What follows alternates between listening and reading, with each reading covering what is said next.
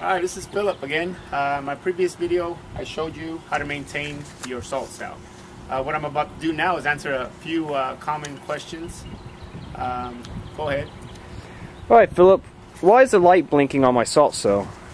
Well, this particular light here is blinking good, or the good salt is blinking. What that means is it's too high. So like I said in my previous video, you want to use a test strip to measure the levels. That's a common test strip you can use. Now if it's too high, you're going to go into draining your pool to get some of the salt water and then refreshing it with some fresh water.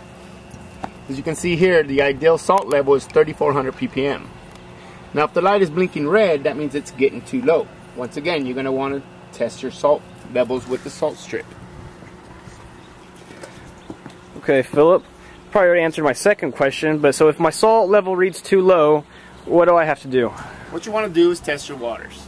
Now if your level is too low, let's say 250 ppm, you would want to go according to the bag of salt that you purchase and add the correct amount of salt to your pool. To get it up to 3400 ppm. Get it up to 3400 ppm. Okay.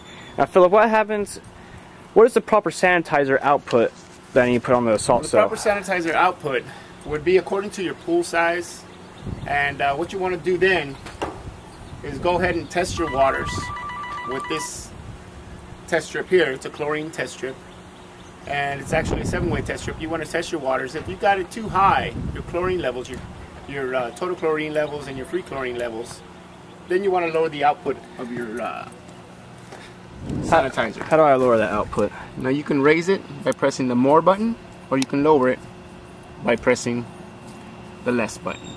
Where we were was at 40%. We lowered it down to 20%. And the proper output should be at which one? 20% for this particular pool. So it just depends on the size pool, what percentage you need for output. Yes. Right?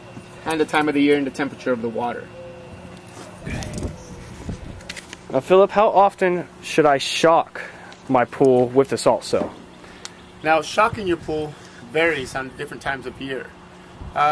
If you're in the summertime and you got a lot of usage inside your pool, I recommend shocking your pool once a week for a 24-hour period. And how do you go about shocking your pool? Well, you can come down here to your salt cell, because everything's done right here. You simply press these two buttons, and within a 24-hour period, your chlorine levels will boost to 100%, and then it'll automatically go back to the setting that you had it at, which was 20%. So summertime, how often? Once a week in the summertime.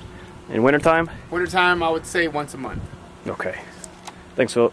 Mm-hmm.